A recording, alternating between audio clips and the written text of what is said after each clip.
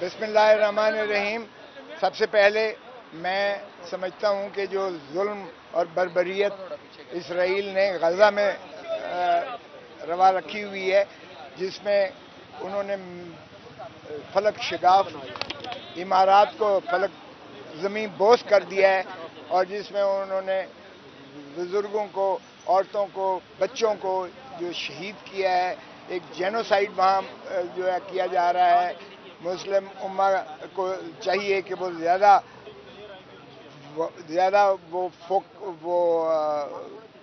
ज़्यादा शिद्दत के साथ अपने जज्बात का इजहार करें और इसराइल को बैनुल अक़वामी ज़मीर को भी झंझोड़ें, ताकि इसराइल जो है ये खून रेज़ी बंद करे। और अगर इलाके से और वतन से अगर फ़लस्तीनियों को बेघर किया जा रहा है, तो ये जुल्म की और बर्बरियत की इंतहा की जा रही है। यूनाइटेड नेशंस को भी शर्म आनी चाहिए कि यूनाइटेड नेशंस हो या सुपर पावर्स हों, कोई भी हो, उनको कोई हक नहीं है कि इस तरह से लोगों के घरों में घुस कर उनको जो है इस तरह से मारे। और जो हुकूमत पाकिस्तान से भी मैं तकाजा करता हूँ कि खुदारा वो OIC की मीटिंग भी बुलाएं और उसमें भी जो है इसको मजम्मत करारदाद करवाएं, और जितना भी तदारुक हो सकता है इसमें जो भी दामे दुखने सुखने और जितनी भी मदद हो सकती है फ़लस्तीनियों की जाए, ताकि इस जेनोसाइड को, इस खून रेज़ी को बंद करवाया जा सके। आज के जो मुकदमा के हवाले से मोहतरम इमरान खान साहब की आज पिटीशन थी, मैंने क्वाशमेंट के लिए की हुई थी कि ये साइफर का मुकदमा जो है ये पाकिस्तान के 25 करोड़ अवाम की इज़्ज़त और वक़ार और नामूस का जनाजा निकालने के मुतरादिफ है, क्योंकि एक वो शख्स जिसने जो है पाकिस्तान की इज़्ज़त और वक़ार की खातिर वो डोनाल्ड लू की उस ख्वाहिश को, उस साइफर को, जो उन्होंने जो है हमारे मजीद एम्बेसडर को कहा था कि अगर तुम पाकिस्तान के वज़ीर आज़म को चलता करोगे तो अमेरिका तुम्हें माफ़ कर देगा, उसकी उन्होंने जो है न सिर्फ नेशनल सिक्योरिटी काउंसिल में ले जाके और ये मजम्मत करवाई कि ये ब्लैटेंट इंटरफेरेंस है into the affairs of Pakistan, बल्कि उन्होंने एक स्ट्रॉन्ग डिमॉश लिखा। और बाद में हमने देखा कि उसी तरह जिस तरह शहीद जुल्फ़िकार अली भुट्टो को हेनरी किसिंगर ने जब धमकी दी थी, और भुट्टो साहब ने जो है राजा बाजार में वो लहराया था कि ये देखो मुझे हेनरी किसिंगर ने धमकी दी है कि अगर तुमने पाकिस्तान के लिए एटम बॉम्ब बनाना बंद न किया तो तुम्हें इबरत का निशान बनाएंगे। हमने उस वक्त भी हेनरी किसिंगर को तो कुछ न कहा, हमने अमेरिका को तो कुछ न कहा, ज़ियाउल हक और मौलवी मुश्ताक ने जुल्फ़िकार अली भुट्टो को, हमने उनको फांसी देकर लहद में उतार दिया। तो ये आज मैंने यही कहा, मैंने कहा जी कि आज ही के दिन 16 अक्टूबर 1951 को लियाकत अली खान जो पहले वज़ीर आज़म पाकिस्तान के थे, उनको भी एक साजिशी तौर पर शहीद कर दिया गया था। आज भी तिश्ना है कौम, वो सुनना चाहती है कौन से उनके कातिल, कौन से अवामिल थे जिस वजह से पाकिस्तान के पहले वज़ीर आज़म, जिसकी दयानत और अमानत की यानी आप कस्में खा सकते हैं कि एक नवाब जो हिंदुस्तान में सारी जायदाद और जागीर छोड़ कर आया था, जब मरा है तो बुनैन उसकी फटी हुई थी, और उसे सैकड़ों दफ़ा कहा गया कि आप जो है अपना क्यों नहीं अप्लाई करते जो आप पीछे जागीरें छोड़ कर आए हैं। तो उन्होंने कहा जब तक एक भी शख्स जो मुहाजिर होकर आया है उसको क्लेम नहीं मिल जाता मैं अप्लाई नहीं करूँगा। और उन्होंने अपनी सारी जायदाद जो है वो एक ढेला ने अप्लाई किया, और दयानत का ये आलम था कि उनकी बुनियाद फटी हुई थी जब वो मरे हैं। ऐसे में अगर हमने इसी तरह अपने कायदीन को, भुट्टो को हमने शहीद कर दिया, रानी शहीद बेनज़ीर भुट्टो को हमने शहीद कर दिया, और क्या इमरान खान को भी हम फिर वही जो है ताबेदारी और ग़ुलामी करते हुए तकलीद करने जा रहे हैं। तो मैंने यही अर्ज़ किया कि खुदारा देखिए, कौम हमेशा आपसे मुतमन्नी होती है, और हमने मौलवी तमीज़ुद्दीन के केस से शुरुआत की है, अदलिया से मायूसी भी हुई है, लेकिन हर दफ़ा तारीख़ आपको मौका देती है। अब भुट्टो की दफ़ा भी तारीख़ ने मौका दिया, बेनज़ीर का भी तारीख़ का मौका दिया, लियाकत अली का भी तारीख़ ने मौका दिया, मौलवी तमीज़ुद्दीन का, लेकिन तिश्नगी है खुदारा آئیے اٹھیں آپ جو ہے آپ قوم آپ سے متمنی ہے کہ آپ قوم کو انصاف دیں, لوگوں کو بنیادی حقوق دیں, آئین پر عملداری کروائیں, کیونکہ اس وقت جو ہے سرزمین بے آئین بن چکی ہے پاکستان. اور پھر سائفر کے مقدمے کی میں نے انہیں ایک ایک شک پڑھ کے سنائی کہ وزیر اعظم کا یہ فرض تھا وزیر اعظم کا کہ وہ قوم کو اعتماد میں لے کہ یہ امریکہ کا ایک ڈونلڈ لو ایک اسسٹنٹ سیکرٹری جو ہے یہ دھمکی دے رہا ہے پاکستان کو.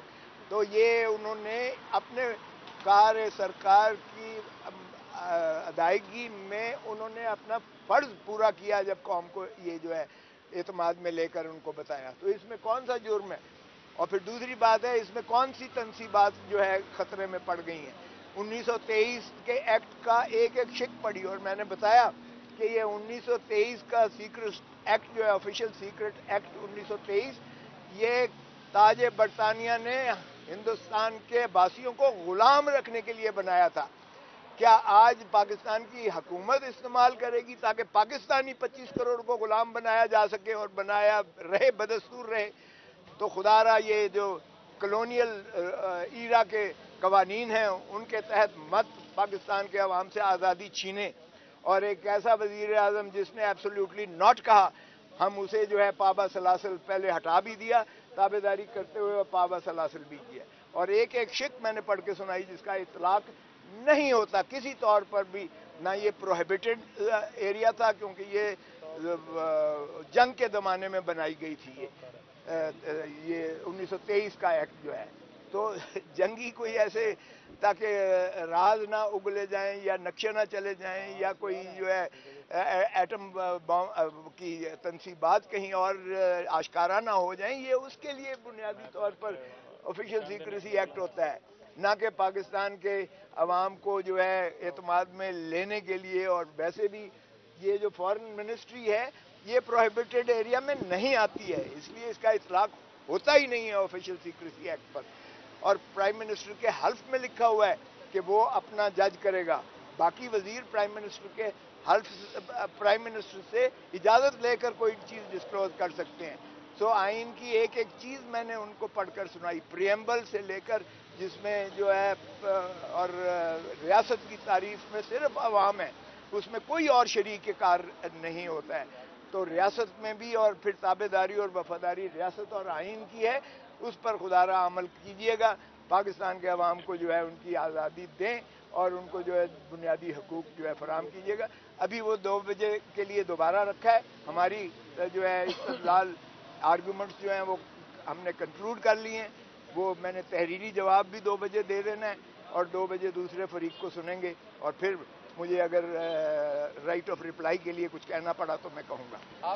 آپ نے کہا ریاست عوام ہے, کوئی اور نہیں ہے. آپ کو کیا لگتا ہے آپ کے اتنے دلائل کے باوجود مقدمہ بنتا نہیں, پھر بھی کون ریاست پہ قابض ہے, بننے کی کوشش کر رہا ہے؟ اور دوسرا آپ نے کہا کہ اگر عمران خان کے اوپر مقدمہ ہے تو آفیشیل سیکرٹ ایکٹ کے تحت اور لوگ بھی اس زمرے میں آنے چاہیے. وہ کون لوگوں کی طرف آپ کا اشارہ تھا جن سے آپ نے کہا کہ جواب ابھی تک نہیں مانگا گیا؟ میں نے یہ کہا کہ نیشنل سیکیورٹی کونسل کے سامنے یہ معاملہ آیا سارا, انہوں نے کہا کہ یہ بلیٹنٹ انٹرفیئرنس ہے into the affairs of Pakistan. اور نیشنل سیکیورٹی کونسل میں نے کہا کسی کا بیان لکھا ہے, آرمی چیف کا اس وقت کا لکھا ہے, نیول چیف کا لکھا ہے, کیا جو ہے ایئر فورس چیف کا لکھا ہے, کیا ISI کے چیف کا لکھا ہے؟ وہ شامل تھے, شریک تھے اس میں جنہوں نے یہ کہا, ایک دفعہ نہیں دوسری دفعہ بھی شریک تھے.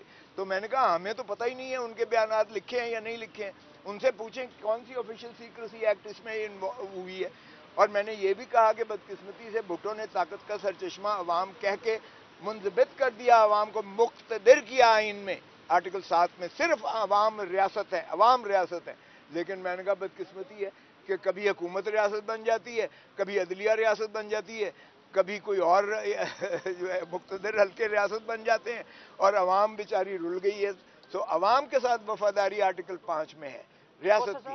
کوثر صاحب بتائیے گا کہ آپ کی جو پارٹی کے ایک بڑے سینئر رہنما ہیں خورشید شاہ, انہوں نے کہا ہے کہ نواز شریف کے لیے جو ریڈ کارپیٹ بچھایا جا رہا ہے وہ نون لیگ نہیں بچھا رہی, کوئی اور لوگ ہیں. تو آپ کی پارٹی کے وہ بڑے سینئر رہنما ہیں, بتائیے گا کون لوگ ہیں وہ؟ دیکھیں صاف ظاہر ہے کہ یہ نواز شریف کا یہ PDM کا تسلسل ہے. یہ جس میں اگر فواد احمد فواد ہوگا, جس میں احد چیمہ ہوگا, جس میں ڈاکٹر عسکری ہوگا, تو وہ پھر تسلسل ہے. اور شرم آنی چاہیے. میں نے تو کل بھی کیا تھا, پرائم منسٹر کو پوچھے, اور امبیسڈر پاکستان کا یو کے کا وہ اس کو کیسے سی آف کرنے آیا تھا, اور ریاستی پروٹوکول ایک مفرور ایک سزا یافتہ شخص کو دے سکتے ہیں؟ اس کے ساتھ ہاتھ ملائے تو 7 سال سزا ہے, 216 تعزیرات ہے پاکستان میں, اور یہاں امبیسڈر جو ہے اس کو سی آف کرتا ہے. تو یہ اندھے کو بھی نظر آ رہا ہے. کیا دکھانے کی کوشش کر رہے ہیں کہ نواز شریف کو ہم 4تھی دفعہ وزیر اعظم بنانے جا رہے ہیں؟ یہ عوام جوتیاں مارے گی. آپ دیکھیں دھتکار کے جو ہے 18 مہینے میں انہوں نے کیا ہے, عوام کو انہوں نے جینا حرام کر دیا ہے عوام کا.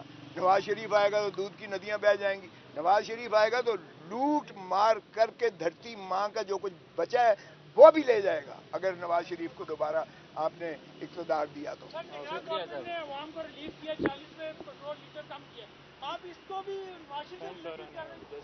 بھائی نواز شریف کا اس سے کیا تعلق ہے؟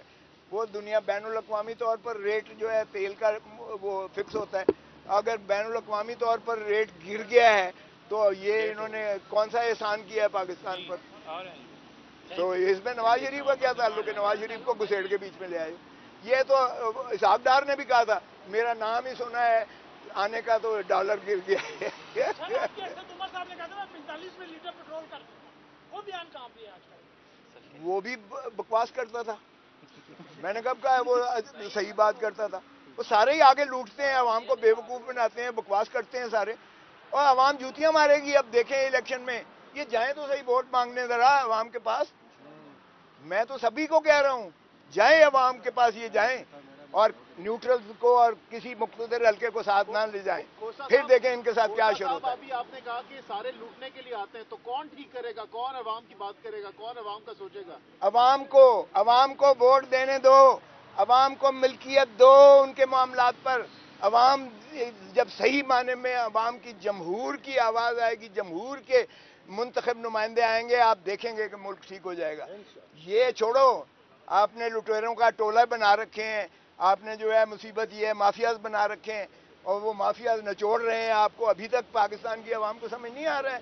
خدا را اب ووٹ دیں تو ان لٹیروں کو مت دیں ووٹ, اور آپ اپنا ووٹ کا استعمال کریں اس شخص کو دیں جو پاکستان کی محبت دل میں رکھتا ہو, جو عوام کا خدمت کرنا چاہے. وہ یار کیئر ٹیکر, یہ چیئر ٹیکر ہیں, یہ کیئر ٹیکرز کا کام ہی نہیں ہے جو تقرریاں کر رہے ہیں. یہ جو انہوں نے اس ملک میں جو ظلم اور بربریت روا رکھی ہوئی ہے, ان کی نیت ہی نہیں ہے الیکشنز کروانے کی, اس لیے کہ انہیں پتہ ہے آج الیکشنز کروائیں 2/3 سے عمران خان جو ہے واپس آتا ہے اقتدار میں. یہ اس سے خائف ہیں, اس لیے یہ جو ہے الیکشنز بھی نہیں کروائیں گے یہ آپ.